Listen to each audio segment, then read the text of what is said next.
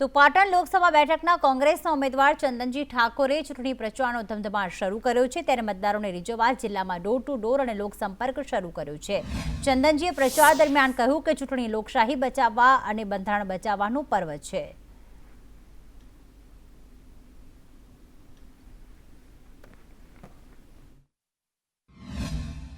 ચંદનજી, લોકસભા બેઠકનો અંતિમ તબક્કાનો પ્રચાર ચાલી રહ્યો છે, કેવું સમર્થન?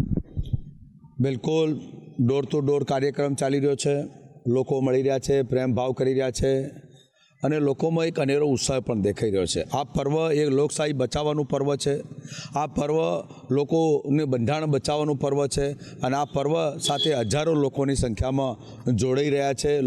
લોકો જોડાઈને ખુલ્લું સમર્થન પણ આપી રહ્યા છે। આજે જુઓ કેટલાક લોકો જાહેરમાં આવી અને મારું સ્વાગત કરે છે, જાહેરમાં લોકો આવીને મારું તિલક કરે છે।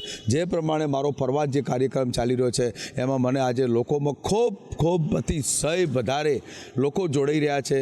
મુદ્દા નંબરમાં જે આજે આંદોલનવાળી જે ચાલ છે એ લોકોમાં પણ નારાજગીના કારણે પણ મારી સાથે જોડાઈ રહ્યા છે। ગઈકાલે વડામાંના ભૂતોના ભવિષ્ય એ પ્રમાણે જે મિટિંગ થઈ એમાં હજારોની સંખ્યામાં જે જાગીરદાર સમાજે ભેગો થઈને સમર્થન કર્યું। ભરત પ્રજાપતિ, સંદેશ ન્યૂઝ, પાટણ।